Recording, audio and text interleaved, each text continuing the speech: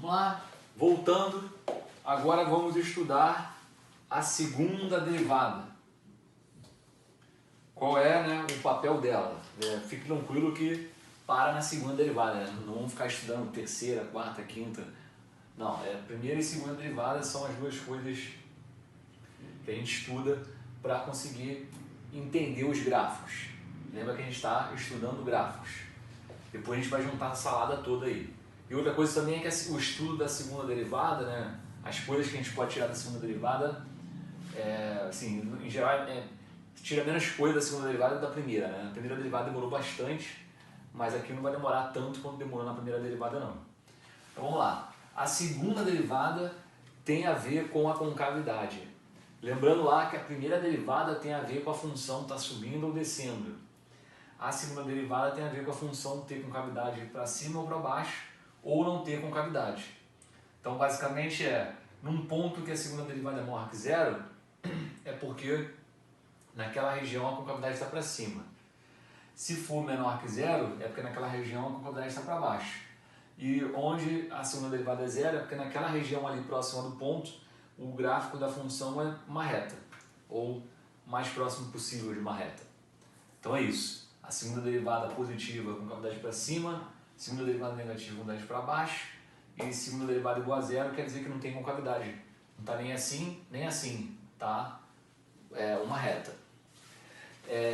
Uma coisa da onde é que você pode, digamos, pegar um exemplo que você já conhece, até para você gravar, né, caso você esqueça, é você poder pensar na função do segundo grau. Opa! Vamos lembrar o que acontece com a função do segundo grau. f de x, genericamente aqui, ax ao quadrado mais bx mais c. Se eu derivar uma vez, isso vai dar 2ax mais b. Se eu derivar a segunda vez, f duas linhas de x vai ser 2a. E aí lembra o seguinte, você viu em função do segundo grau que o a positivo faz a parábola ter concavidade para cima e o a negativo faz a parábola ter concavidade para baixo. Você repara que isso vai acontecer aqui agora. Se o a for positivo, isso aqui vai ser positivo. E vai ser positivo sempre, né? Porque o f2 linhas de x é constante.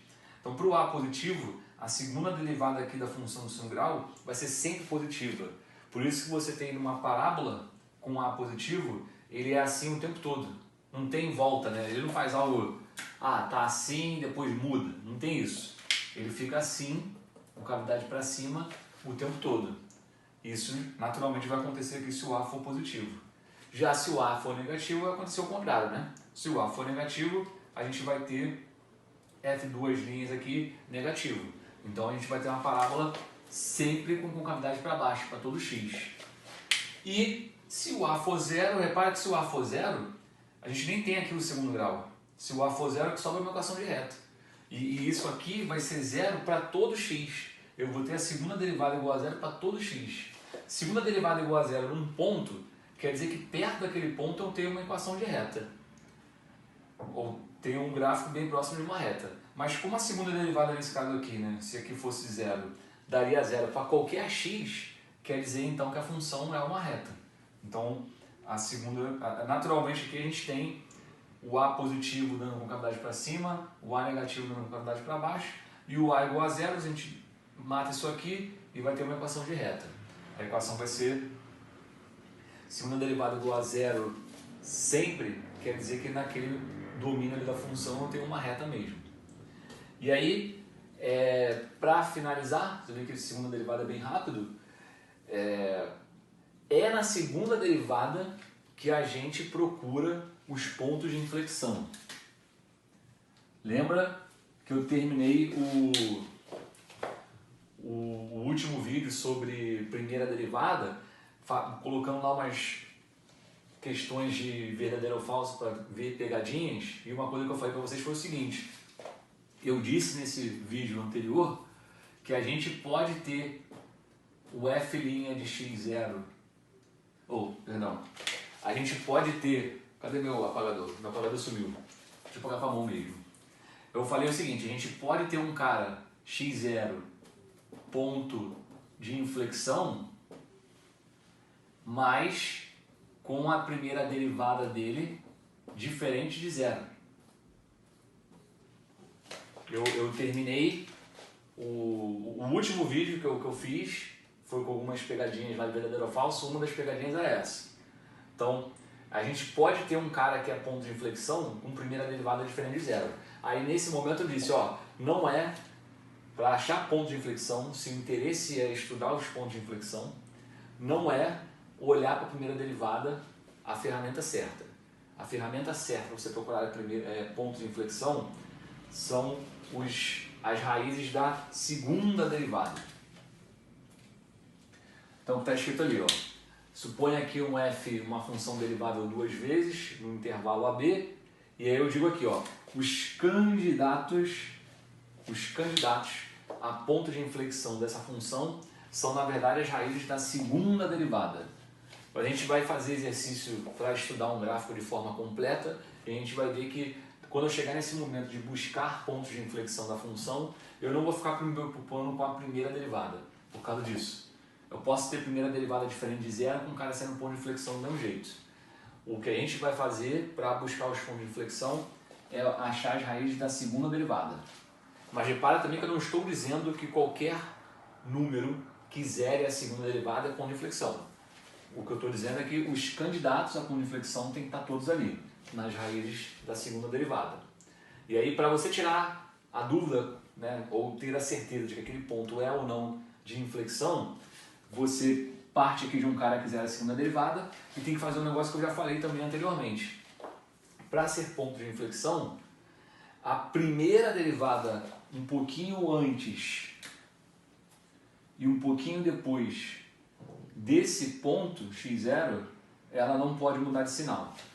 Então, ó, se f' de x não muda de sinal antes e depois do x0, então esse cara, que era o candidato a ponto de inflexão, que veio uma raiz aqui, ele vai ser de fato um ponto de inflexão. Isso aí eu já comentei um pouco no vídeo anterior, mas não ainda sobre essa ótica aí da segunda derivada, mas essa parte que eu já tinha falado. E aí, mais pra frente, eu vou resolver um exercício, vou construir um gráfico do zero completo, e aí eu vou falar mais um pouco disso e vou colocar isso aqui em prática, inclusive. Por enquanto, você guarda isso aí, medita. Os caras, de fato, candidatos a pontos de inflexão, você procura pela segunda derivada. E depois tira a dúvida, para ter certeza que aquele cara é de fato ponto de inflexão mesmo, analisando o sinal da primeira derivada. Porque um ponto de inflexão é um negócio que faz algo assim.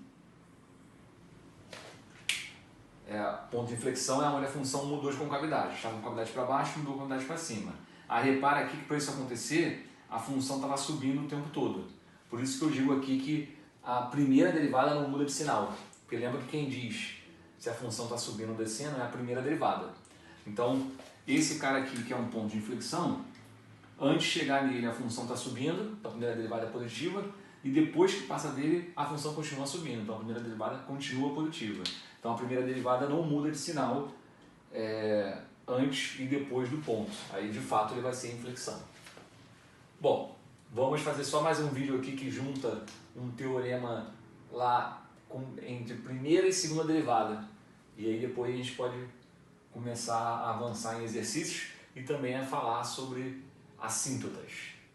Volto já.